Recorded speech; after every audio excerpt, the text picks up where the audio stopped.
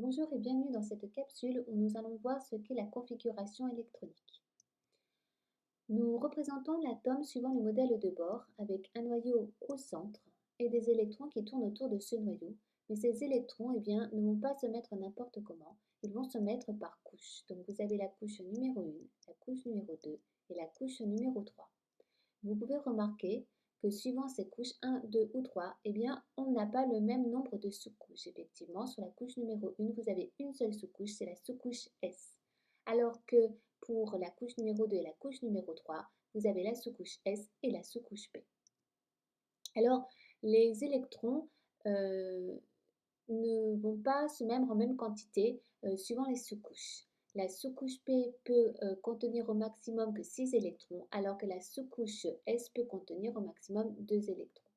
Et puis ensuite, ces électrons vont se placer au fur et à mesure. On va d'abord remplir la sous-couche S. Donc au maximum, on pourra mettre 2 électrons, la sous-couche 1S dans un premier temps. Puis ensuite, il faudra remplir la sous-couche 2S, puis la sous-couche 2P, ensuite la sous-couche 3S et en dernier la sous-couche 3P. Comme je vous l'ai dit tout à l'heure, on s'arrêtera pour un numéro atomique inférieur ou égal à 18. Nous allons faire un exemple maintenant. On va prendre l'atome de carbone C12,6. Il contient 6 protons, donc nous avons 6 électrons à placer. On va commencer par placer les électrons sur la couche 1S et donc on en a placé 2. C'est saturé, on passe à la suite. Donc on va pouvoir écrire la configuration 1S2. Puis on continue parce qu'on doit placer 6 électrons, donc on va placer 2 électrons supplémentaires sur la couche 2S cette fois. Donc on va écrire 2S et 2 parce qu'on a placé 2 électrons. On poursuit parce que là on en a mis 4 pour l'instant. On va remplir maintenant la sous-couche P, 1 et 2 électrons. On va donc écrire 2P2, on a placé 2 électrons. Ce qu'on vient d'écrire ici, 1S2, 2S2 et 2P2, c'est la configuration de l'atome de carbone. Prenons un autre exemple. Voici un autre exemple, l'atome de chlore. Cl3517, donc cette fois on va devoir placer 17 électrons. On commence par la couche 1S et on place 2 électrons, 1S2. Puis sur la couche 2S, on place 2 électrons, 2S2.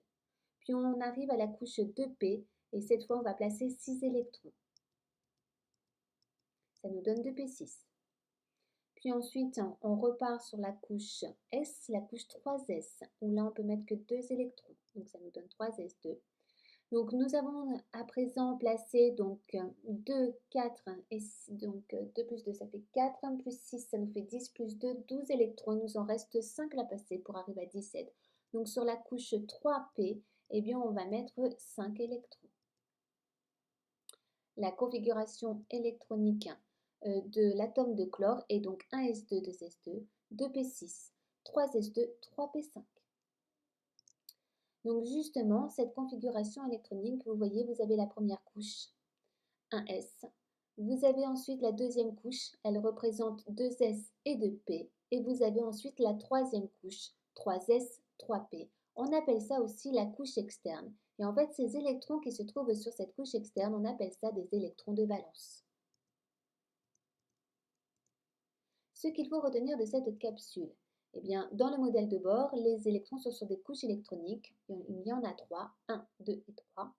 Et vous avez 2 sous-couches. La sous-couche S qui peut avoir au maximum 2 électrons et la sous-couche P qui peut avoir au maximum 6 électrons. Ensuite, pour trouver la configuration électronique d'un atome, il faut remplir les sous-couches au fur et à mesure, en commençant par 1S, 2S, 2P, 3S, 3P. La dernière couche est appelée couche de valence. Je vous dis à bientôt dans une prochaine capsule.